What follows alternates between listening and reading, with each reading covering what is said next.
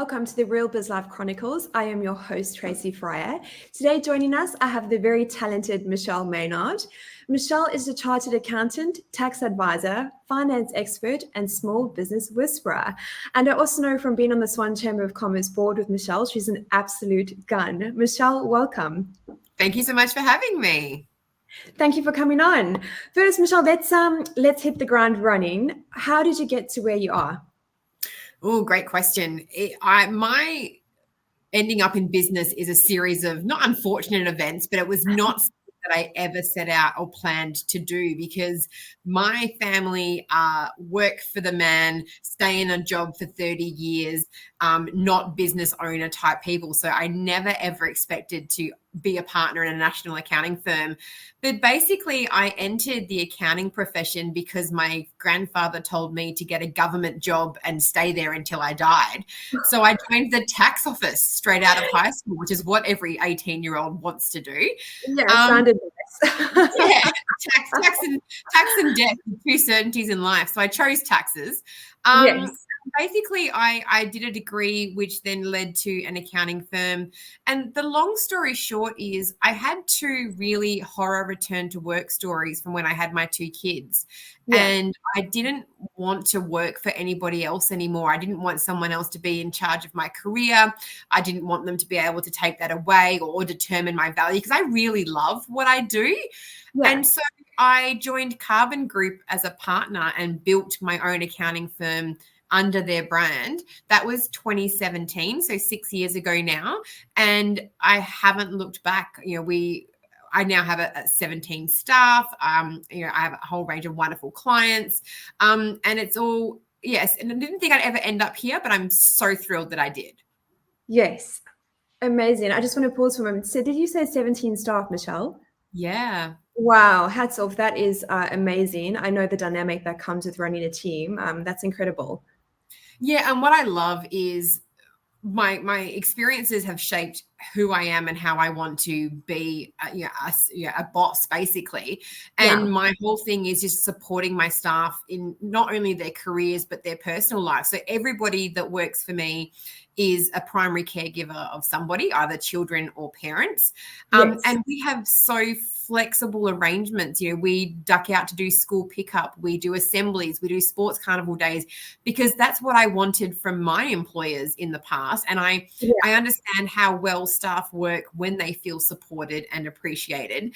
So being able to create what I wish I had has been the greatest joy, and just to prove that it works, like supporting people and not and making them tie themselves to a job. It works. It does. I love that. It's part of what I do with Design CEO Perth as well, is integrating all those things that when we were employed, we didn't have that flexibility. And so I relate to that so much so. Michelle, you touched on briefly earlier that you had quite a horrific or two experiences after you had your children. Are you comfortable to share what those experiences were? Yeah, absolutely. Basically, both times that I returned to work, I was replaced by a full-time working male manager when I wanted to come back to work 4 days a week. The first time I had all of my clients taken from me. I was told I was going to be promoted to manager, and instead they created this assistant manager role out of nowhere. So I was only promoted to that. And I sat idle for about 7 months without any client work. And in the accounting industry, you get judged in terms of your KPIs on how much client work you do. And because I had worked solely for this one partner who had now replaced me, the other partners didn't give me any work, and it was horrible. That was the first time with my daughter. The second time with my son, it was at a different accounting firm, and same thing. Wanted to return back to work. They had replaced me with a full-time male manager. I was a manager at that time. I already had one child, so I proved that I could do all the things while still holding down the fort at home.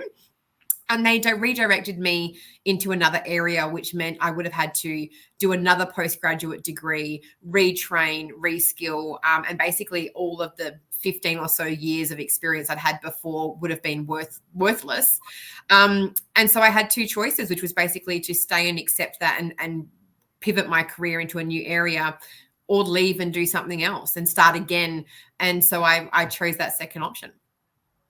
Wow, I think every part of me is like a goosebumping. So I just want to back up a bit. So you obviously felt pregnant, had your maternity leave all lined up, and it was agreed that when you returned, you'd step back into that role. Yeah, and that's what it was. And I took, I think, 9 months off, 10 months off. Yeah. And I think the hard part for me was I love being a mum. I absolutely do. But I also really, really love my career and love what I've worked for and what I've worked hard for. And to have somebody else, I remember when I told my first boss that I was expecting, and I did that very, very early on. Yeah. I said to him, look, just give me 6 weeks. Give me 6 weeks to get the baby in some sort of sleep pattern because, I had no idea. And I'll be back because I didn't want to miss out on anything. I didn't want to miss out on my career. And he looked me dead in the face and said, you won't be back. You won't work after this. And I did take 9 months, but I came back fully intending to continue with my career, to move up the ladder, to work on what I do. I was committed and dedicated.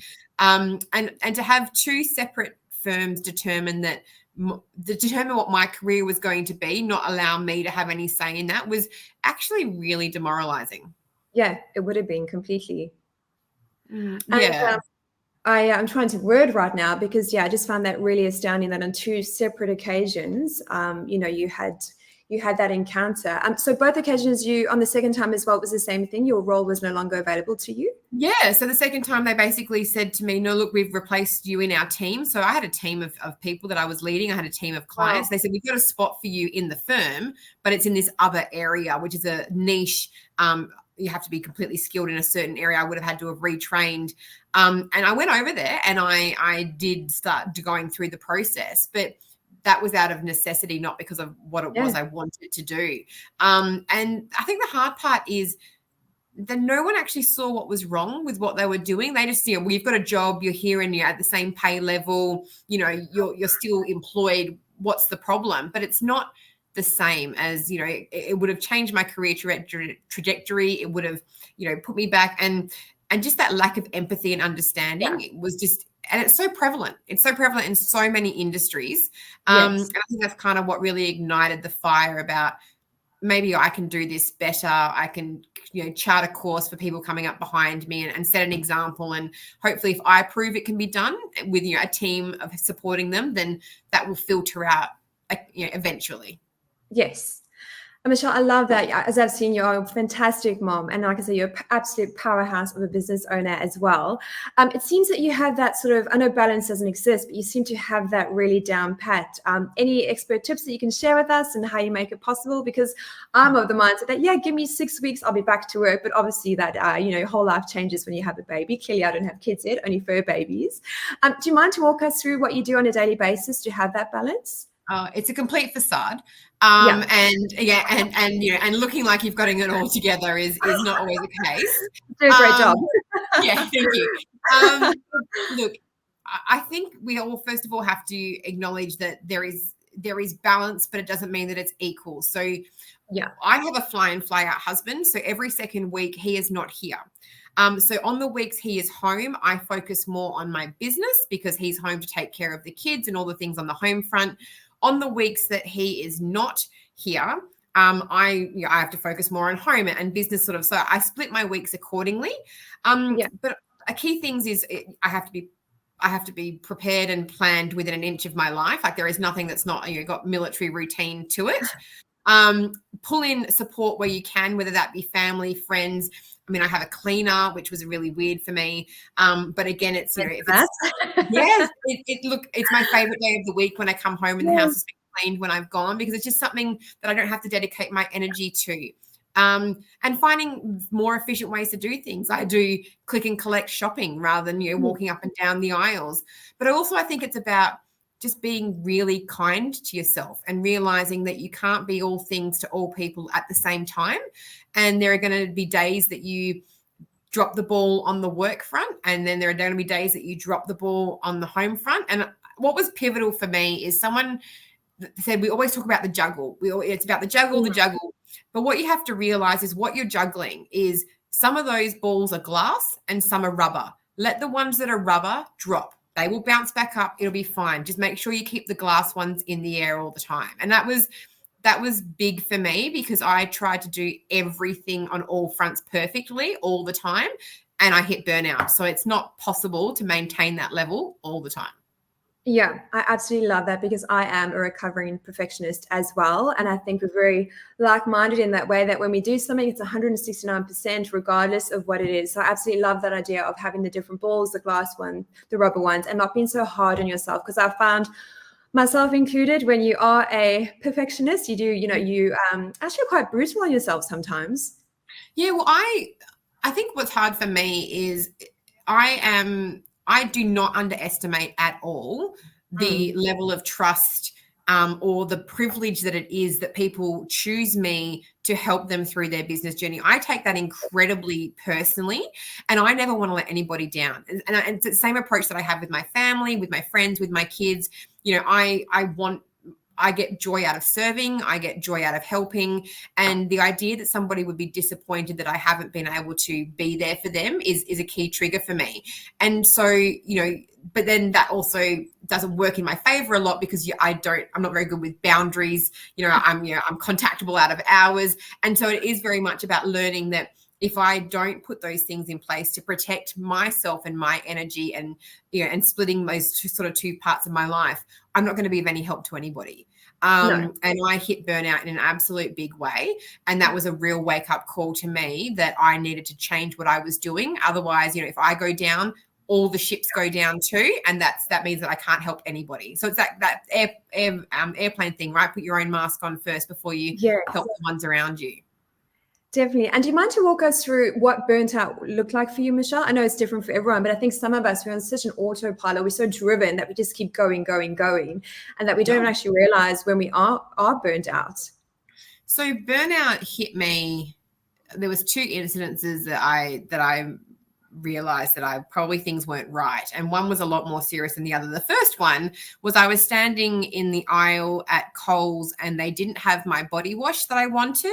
And I just started hysterically crying because that was the thing that pushed me over the edge. Because I had I wasn't sleeping properly because I was working incredibly long hours, and even when I was trying to sleep, my brain was ticking about all the things that I had to do and all the things that I wasn't getting to because I was before I had staff, when it was just me building my business on my own. And basically it was just that one straw that broke the camel's back. That was just that one thing too much that I kind of realized, well, maybe you're a little bit too tired and you're a little bit too run down. And I wish that's when I got the message, but I didn't. And I continued. So the world works in ways to give you that wake up call. And my big wake up call was basically when I thought I was having a heart attack on my kitchen floor in front of my kids. Oh. I had severe chest pain. I couldn't breathe. An ambulance was called and I was basically wheeled out of my house in front of my kids because my body just went, you can't sustain this anymore. You can't, this level of pressure and stress, you need to make a change. And I thought I was dying. And that basically, that was when I went, no more. We need to change how we're doing this. Yeah. Again, Michelle, I think every fiber in my being is goosebumping right now. Thank you for sharing that with us. It's so important looking after your health and your mental health. And I guess once you got to that stage, what were the next steps thereafter? Because like anything in life, it's not always easy to kind of, come full swing back around. It takes time. And what were the steps that you took? Yeah. So basically that's when I started a whole bunch of boundary settings. So I have apps on my phone that at certain times of the night, social media shuts down, my phone shuts down, my emails I can't get until the next day. So I do that to basically try and limit, being addicted to the screen of checking emails and checking, because obviously when you're in business, you've got social media accounts and you're meant to be engaging and you're meant to be doing all of the things. So I have a hard line that something forces me to not have to do those things, which means I try and get more sleep. It's about dedicating time. I've never, ever, ever loved exercise in my life. I found Pilates. And so I do that a couple of mornings a week that, I go and do that, just a little bit of me time, the outsourcing stuff. And then just also having some real honest conversations with the people around me. Because I think we try and put this facade up that we're doing all the things perfectly and people think that you are, so they don't try and offer help. But it's saying to my husband and my mum and, my friends, I'm drowning right now, and and I need some help. So letting them know that, so they could, some help with school pickups. Hubby does more when he's home now. Mum helps with, she cooks meals and things. So not being afraid to ask for help, I think, was a big game changer. Yes, 100%. I had a very similar experience because, again, it's all go, try and do everything perfectly, always have this facade, and it's 100% what it is. And there was something that happened with Don, and I can't remember the exact story, but he said to me, you always have it all together and you don't seem like you need help. And it was like a big light bulb went on. I was like, oh my goodness, I'm, acting like I don't need anyone's help. I have this facade going on when deep down inside, I'm literally drowning, to quote you. Yeah. So it's so important to have those conversations. And I find having those conversations on your regular, because again, you kind of slip back into that facade where like, yep, I'm cool, I'm done, I've done this, I've done that, multitasking, Wonder Woman. But deep down, you're still a human that, we do drown and we do struggle. And I think that's why I'm so open and honest about what my business journey has been, because my business journey has been far exceeded my expectations, and I've had some incredible highs. And and that's all the social media stuff, right? Like that's what we show. We show the highlight reel, but I'm very, very open and honest about sharing that it wasn't all, roses and unicorns, and it wasn't an easy path, because I don't want ever anybody to be feeling like we feel in terms of drowning, or that, we're not doing this right, or struggling and going, oh, well, there must be something wrong with me because everybody else seems to have it together. That's not helpful to anybody, for us to keep, doing this Instagram highlight reel that everything is perfect, because business is not. It's the biggest personal development I have ever done. It's a constant personal development journey. It's a constant, if someone had said to me 6 years ago, this is what your life would look like, I would have gone pinnacle, made it, wouldn't want anything else. And now I'm standing here looking up the hill of the next mountain going, well, let's climb that. So, it's about supporting other people by saying, I by no means have it together all the time. I'm not a superwoman. There are days when I am terrible on the home front and I'm snappy and I'm grumpy, and there are days when I don't get back to everybody within the 24 hours that I'd like to give myself. You know what? I am human. I am doing my absolute best most of the time, and that's all anybody can hope for.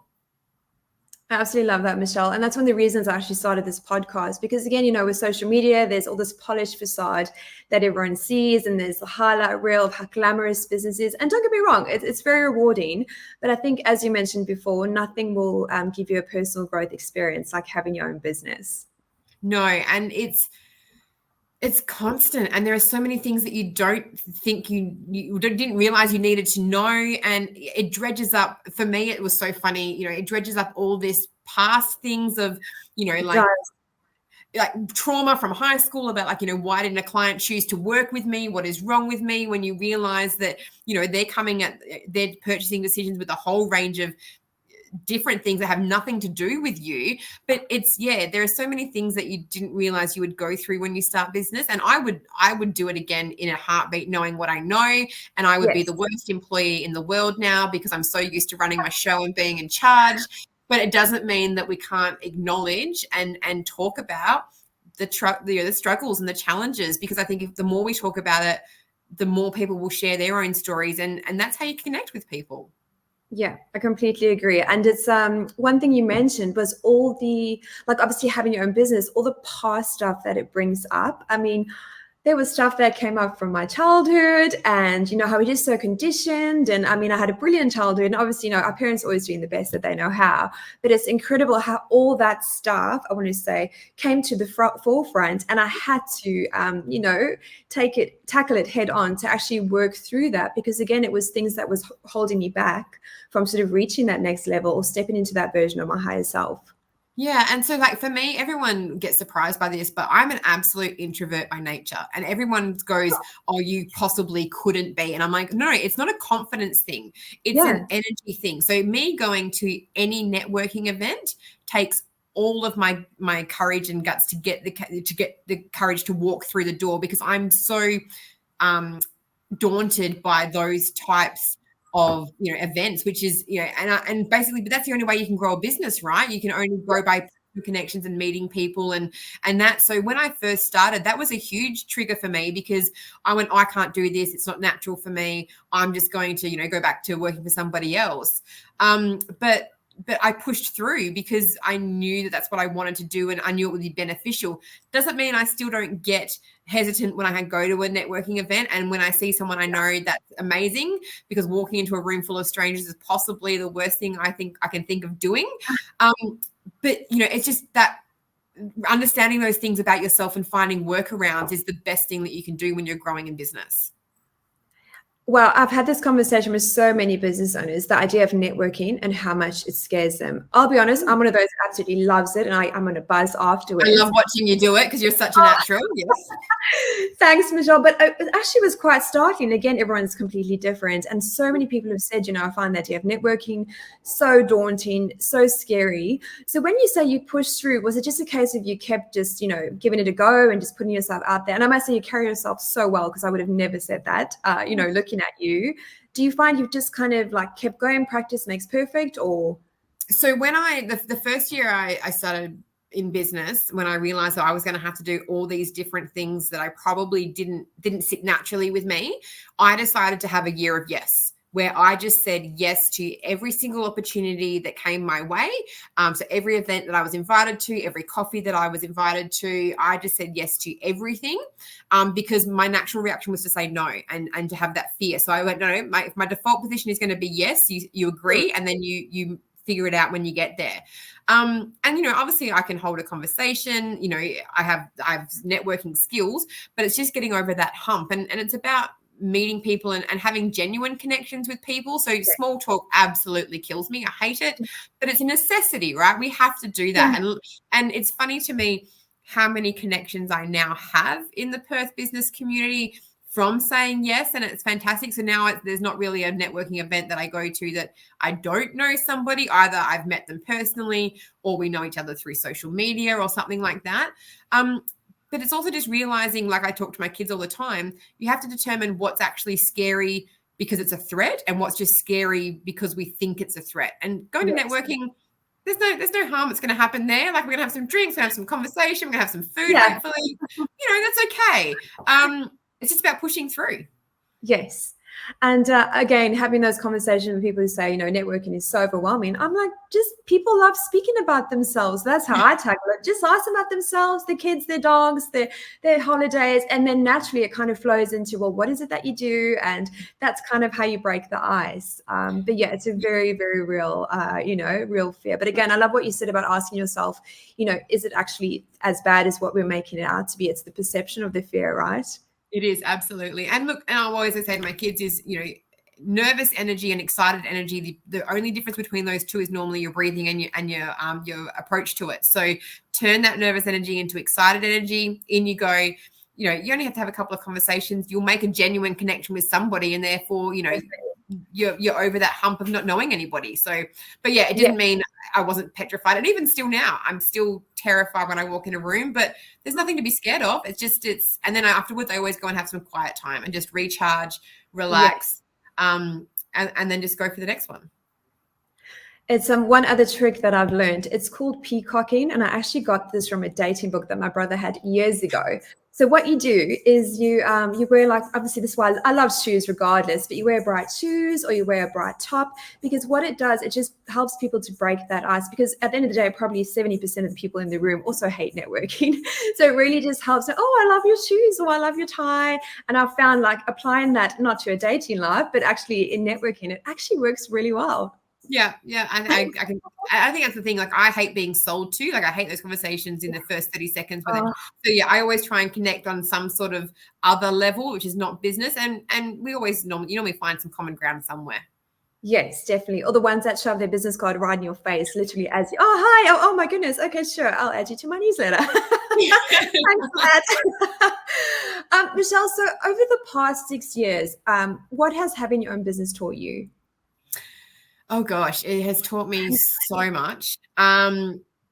It's taught me that you can do what you put your mind to if you work incredibly hard. I think what I've loved learning is that going back to what you were talking about in terms of your childhood or what you were born into or how you thought your life was going to be, doesn't have to define you, and you can make your own choices. Doesn't mean it's not scary, and doesn't mean that the people around you are always going to understand you and what you're trying to do. But, we all have choices to make that we can, change the trajectory of our lives. And I think it's about not letting people have control of you. So, when I came from those employers who had made decisions about me and my career, having my own business has given me freedom to make choices, not only in my business life, but in my personal life as well. I can go to so many more events for my kids now that I'm in charge of my schedule. Doesn't mean I'm not up working late or working weekends to make up that time, but I can design a life that suits me and my family while achieving what I want to do professionally, and then also making it bigger than myself.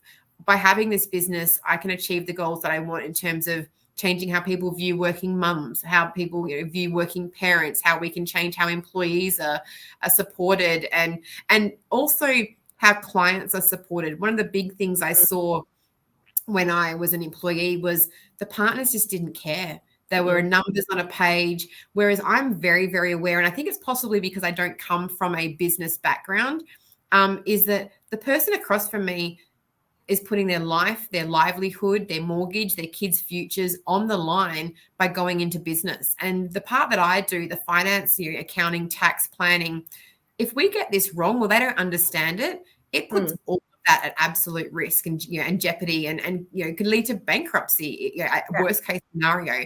So I don't take that personally. And I think bringing that human element to what it is that I do all the time, I'm really glad that I'm being able to support a lot of people.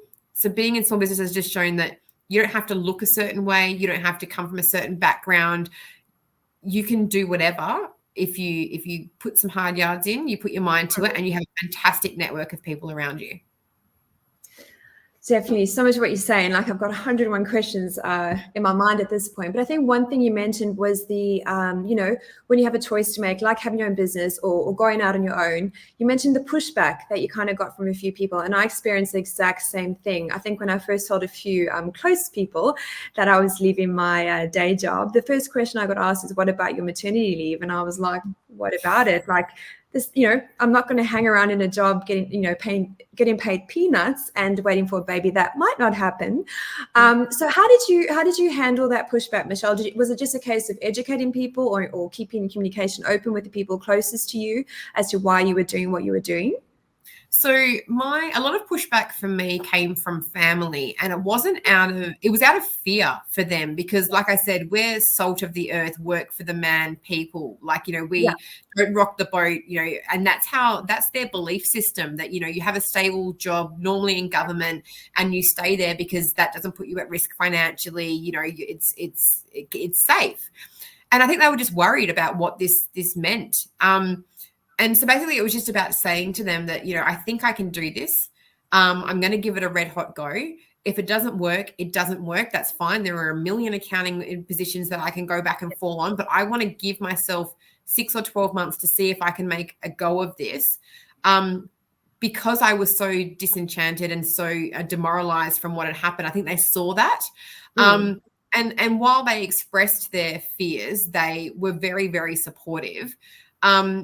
And I just didn't want to die with regrets. I didn't want to live my life thinking, what if I had given it a go? What could it have been?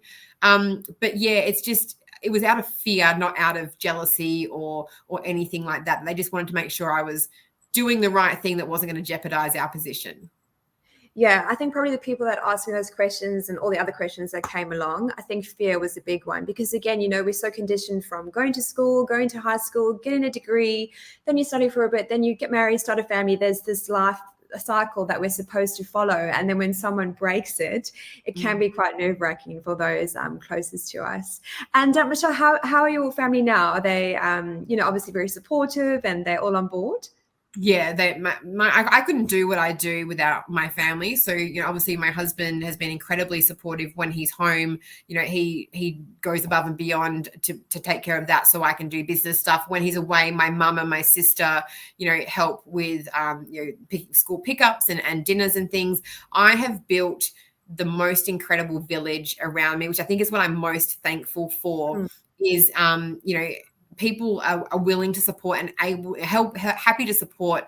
And I love that I get to share this journey with them. And like, you know, when I have a success or a win or whatever, it's the village that wins, because it takes so many hands to be able to let me do what it is that I do.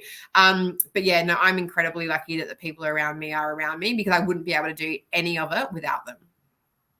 Yeah. And again, that goes back to what we were saying before, like, you know, trying to not do everything on your own. And again, I think as business owners, we're very driven and we almost, you know, are a bit hesitant to ask for help. But it sounds like from your journey that you just got an amazing village, to quote you, around you. That's really fantastic. And Michelle, so walk us through, what's the craziest, I guess, experience, or what's the craziest thing you've ever done? Oh gosh. I've had some real pinch me moments over the past 6 years where I sit there and go, how did I end up in this room with these people? I have no idea. So the TV thing's a big thing for me. Like Yes. I get to do live TV once a week. And I remember the first time I did that, I'd always heard the expression sweaty palms, but I never ever had experienced it. And I could not eat or drink or think or do anything else the day that I knew I was going to go and be on TV for the first time. Yeah. To complete nerve wracking, but now it's just, I do it every week, and it's surprising to me how much I've changed since doing that, about how it just doesn't mean a lot anymore in Yeah. terms of the Love nerves. that. Yeah. I've presented workshops where I opened for the assistant treasurer of Australia when COVID was happening, and we were talking about things like JobKeeper and Job Seeker and educating people. I've stood in rooms with some incredible speakers and shared the stage with them. Yeah, it just pinches me. I pinch myself a lot of the time. I've been noticed twice now. Some lady Celeste. ran me down in the shopping center and was just like, "You're the lady on TV," and I was like, Oh, I am. And then she asked for a selfie, which was cool. bizarre. Yeah, my life is really different than what I thought it was going to be. Wow. Oh my goodness. I better get your autograph before you become too famous, Michelle. Michelle, one thing I love about you is that you just have that absolute drive. And, you know, I've seen you at work, and if there's something that you believe in or something that you feel strongly about, you know, you're not shy to say, and I absolutely love that about you. Where does that drive come from? You know, growing up, have you always had it, or is it something that's developed with having your own business, or I guess the experiences that you went through after having your children? I've always been like this, and I don't know where it comes from. My mum doesn't know where it comes from. She remembers saying that she was invited to, I think it was year 6 or year 7, a debate. I made the debate team, and they came to rehearsal, and you know, she was seeing me speak, and she turned around to the teacher and said, I have no idea where that comes from. I've never seen her like that before. I was really bullied in primary school and high school, to the point where like I was beaten up. And I moved schools in primary school to a new school, because that was a really not safe space for me. And I think it's just that, in terms of, I believe very much in fairness. I believe in getting things done. And if I can see something needs to be done, then if I can help that happen, then I will. And I think it's just about contributing to your community and your network around you. So, you know, if you have skills, I kind of believe that you have an obligation, but we should all chip in and help out wherever we can. So that's what I do. And it kind of works for me, and I've had some great experiences and met some wonderful people. But yeah, no one in my family is like me. My sister tells me all the time I'm adopted, but I don't think that's true. I think probably in my family, I'm a bit the same. I was bullied at school as well, not to the same extent that you were. At the time, it was awful, but I look back and I'm like, I'm so grateful that happened, because I used to be a major introvert, had very skewed teeth. I got teased, but that actually brought me out of my shell. And I think, again, it's also giving me that drive. And yes, I'm also that person in my family who is adopted. Oh, and Michelle, so I wanted to also touch on, so we've been organizing some wonderful events for the Swan Chamber, especially for the ladies. Did you want to walk us through that? Yeah. So when we both joined the Swan Chamber, it was about 18 months ago now, I think, Trace, thereabouts. Yeah. The Swan Chamber had an amazing array of events. So we do some breakfasts and some hour of power with some great speakers and some sundowners. But again, going back to that, I never really enjoyed networking, or I found it really daunting. I wanted to create some events where we could bring the community together and sort of remove some of that fear. And for women in business especially, a lot of the fear of networking is the male aspect. And it's not that we're fearful of them, but it's just they network differently to we do. You know, some of us are a bit more timid. We don't want to be in that hard sell sort of space. So we suggested that we should have some ladies' lunches. I mean, and any excuse to have a lunch on a Friday. I mean, I'm happy to organize. And I love how big it's grown and how much, you know, it's basically just become what we wanted, which is we started with 40. I remember that we're sitting there going, if we could get 20 seats sold, that would be amazing. But we sold 40 at the first, 60 at the second, and then our last one just gone in December, we had 75 incredible women in the room. And it's not just business, which I think is also another aspect of it I love. We have community groups that come, local government representatives that come. And yes, there is an element of business networking that goes on there, but it's not the aim. You can talk about your business if you want to, if it's brought up, but it's just about connecting with other people that you can call on in your community for various different reasons if you need to. And yeah, I'm stoked with how they've turned out, and we'll love to do them again next year and for as long as they will let me. Yeah, I think one thing I love seeing is that it's such a diverse age range as well. Like you've got sort of, very young ladies, older ladies, but again, it just goes about business aside, just that community and that village that you were speaking about earlier, how important it is to feel supported in your community and have those connections happen. Yeah, and I think it's, we sometimes make things bigger than what they are, and if we can just organize a lunch, it's not that hard to do in terms of we find a venue, we put a menu together and we sell some tickets. You create the space and people will come because they want that connection, and they want to have that interaction with others in a laid back, relaxed, sort of space. And yeah, I love it. The one that we had just recently made me so happy because it was just to see it grow and change, and people walk away genuinely happy and have had a great experience. And that's all you can ask for, is just for people to enjoy themselves and meet a couple of new people that they might not have known before they walked in the door.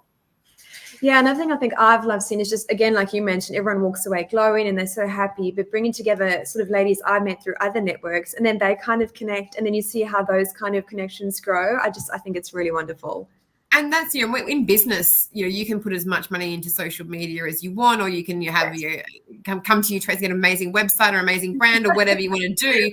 Nothing will sell your business more than people either vouching for you or saying you need to know Michelle or you need to know Trace, or connecting with you at something. And it's not about growing your business, it's about growing your network. And the 6 degrees of separation, things that have happened to me because someone knew someone who heard about me or saw me on LinkedIn or whatever, that's really important to helping small business owners grow. And I don't think we can underestimate the power of that. So the more events we can create, or the more, opportunities we can create for people to connect, it's just going to help them in some way, shape or form down the track.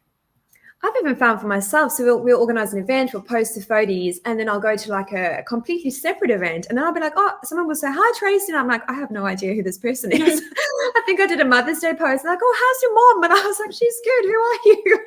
I know, it's a really fun game you play these days. It's like, do I know you in real life, or do I know you only on social media? Oh, because I feel so bad, like when they know my name and I don't have a clue who they are. But again, like you say, don't underestimate that power of in-person connection. But then again, social media has that also powerful connection to showcase your personal brand, and yourself. Michelle, I did read your bio, and I wanted to touch on, because I think this is really awesome. So you have a list of accolades. So I'm going to read through them if you don't mind. So since joining Carbon, Michelle has been recognized as a top 50 woman in accounting in 2018, new partner of the year 2019, 40 under 40, winner for 2020, 20 future chartered accountants of the future 2021, and top 50 small business leader in 2022. Amazing. Yeah, I've only got a few more weeks of 2023. I haven't got one to round out this year. That's this one for this year. I know, it's each of those awards are amazing. And every time something like that happens to me, I kind of go, why me? And there are so many other more deserving people that do such amazing things, but to be recognized, those are some pretty phenomenal awards. It's so lovely. I don't do it for the awards, but it's nice. It's lovely to be recognized. I think it's just more validation about the way that I'm approaching things is Yeah. working. And because I do it from such a human-centric position, it's not about, the growth or the money or those sorts of things. It's about helping as many people as I can. I just love that there's kind of a little bit of validation that people are agreeing that I'm on the right track. Yeah, and I think also, as a business owner, we take a big risk from stepping outside the comfort of a day job. And I also read in the notes that you passed up on I'm going to go back to my notes here. Was it a 6-figure salary opportunity? Yeah, so a couple of years into it was only about the first year into Carbon. I had one of the major accounting firms in Australia approach me and say, "Look, we see what you're doing. Do you want to come and do that for us?" And I would have had just taken a step back, not being a partner, obviously going into one of the top firms, but they had a partnership pathway for me in 3 or so years. And I was broke at that point. Like when I left and started with Carbon, I didn't have any clients. They didn't come with me. I started from ground zero. And so it was really, really enticing to this offer that they were giving me, but it meant I would have given up having a business. I would have been working with a completely different set of clients that would have been high net worth and larger businesses, where I was focusing on small businesses. I felt really guilty saying no, because again, it was putting my family in financial jeopardy, because the salary would have been lovely. Yeah. But I'm so glad I didn't, because I wouldn't have had what I have now. And I think what I have now is so much more where I'm meant to be, and where I can actually make a real difference. Yeah. It's so great that you've kind of stuck to your guns, Michelle, and given up those things that are comfortable living, comfort of a salary, comfort of not having to worry about, getting clients, and also, starting with nothing. I think when I started Design Studio Perth, I had, a nest egg of maybe $4,000 saved up. But again, it's so daunting, because you actually, the buck starts with you pretty much. So it's a massive undertaking that we're taking on. But again, it's such a personal growth journey. And I think especially with what you're doing, there's so much that you're giving back, and those awards validate that what you're doing is completely working. Yeah, it is incredibly lovely. It's also really, when you apply for those awards, you have to basically detail, there's questionnaires and things. It's actually really nice to stop and reflect, because I think when we're growing a business, we're so much looking forward about what's the next thing and what can we do and where do we go. Doing those things and going through the process, whether you win or not, it's just really nice to stop and take stock of where you've come from and what you started with and what you've gone through along the way. And it's didn't mean to say that I didn't have huge imposter syndrome each and every one of those times, but they're nice awards that sit on my shelf, and I look at them occasionally and go, that's pretty cool. It's pretty cool. Yes. And I guess that kind of adds to your why even more so. Yeah, absolutely. And it's also nice in a petty way for the firms that kind of gave up on me and didn't think that I was worth anything. It's kind of, well, look at me now. Yes, a nice big middle finger. So Michelle, what's one thing that scares you? Oh, one thing that scares me, rooms full of people I don't know. I think what scares me is that one day I will wake up and this will all be over, because I love it so very much. What scares me is this all crashes around, but I don't think it will.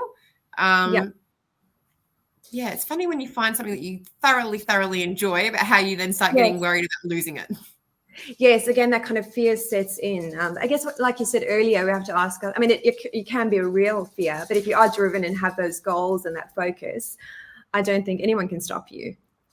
No, and just about what it's going to look like. Like Carbon in itself has changed so much since I started. So when I joined, we were only 2 firms here in Perth.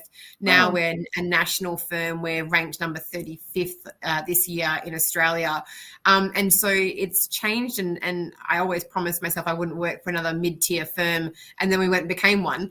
But it's also nice to be in the driving seat of that, and and having a part to play in shaping the culture. And but it is changing from what we started. But at my little office and my little bit that I can completely control will always have the heart and soul that I set out to. And Carbon is a group of fantastic people, that like-minded people that are in it for the greater good of the group rather than themselves. So I don't think it's going to change that much, but it's going to have more people that want to come and join the ride. Fantastic. And Michelle, so what I wanted to touch on as well is accounting. So I know a lot of business owners, when it comes to numbers, oh my gosh, they freeze, they avoid it. I remember when I first started Design Studio Perth, I was like, right, I'm going to set up my own Xero. I can do it. I wasted a whole weekend faffing around in Xero, time I can never get back. I'm not angry about it at all. Why do you think it is that business owners stall when it comes to the numbers, when it is your livelihood and it's one of those things that you need to be fully aware of to track if your business is, has cash flow and so on? So nobody goes into business because they want to set up a Xero file or they want to understand their profit and loss statement or their balance sheet, right? We go into business because we have a product or a service that we want to offer the world that we think that we can do, from our own perspective. The hard part is knowing your numbers is a necessity for your business to stay alive. But it's a lot of people are afraid of it because they didn't talk about money growing up, or then they don't have an understanding. Some people just don't have time for it. They don't prioritize it. Other people don't want to know because they think that it might show that business isn't actually working.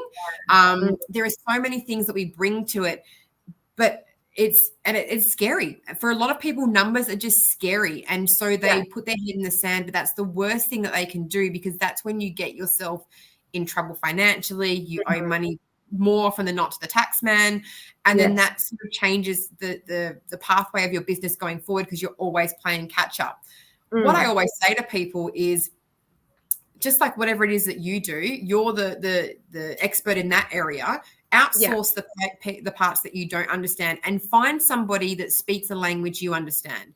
I'm not the most technical accountant. I don't know sections off the top of my heart, but I can relay information to people in a certain way.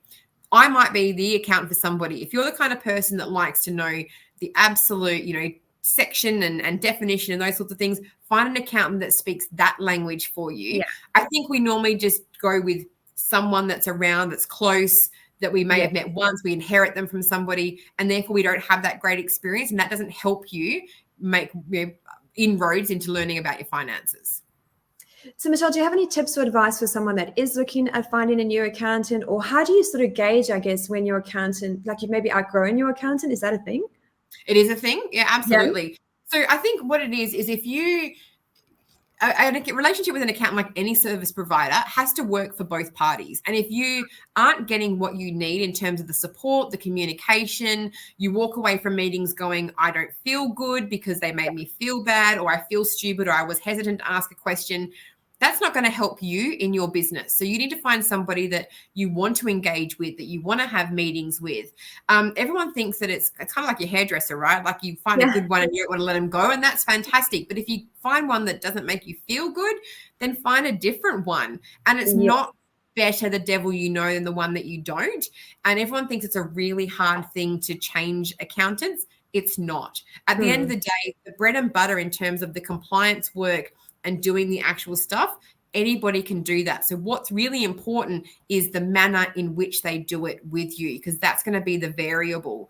So if you don't feel great about your accountant, research some new ones. Speak to your circle, find out who they're using, set up meetings, have a look on social media to see whether, you get a vibe about what they're like, what information they put out, and interview them. Like it's not a case of, just finding someone and saying, yes, you're for me. Go and see a couple of them and ask some questions, see what information they give you and what manner they give it, and see who you walk away going, actually, I want that person to support me in my business, because that's the role of an accountant. It's to support you, because more often than not, the finance and tax side is something that most small business owners don't understand fully. Yeah.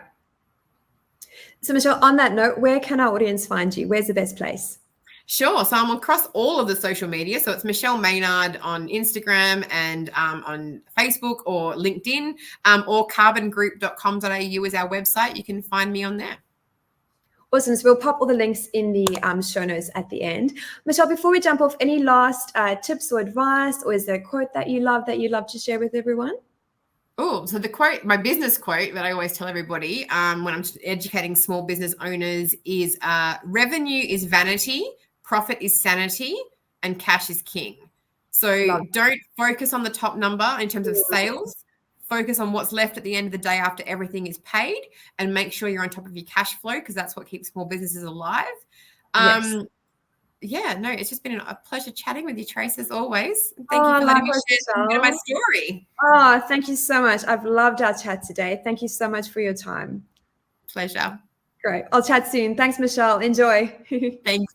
Cheers. Bye.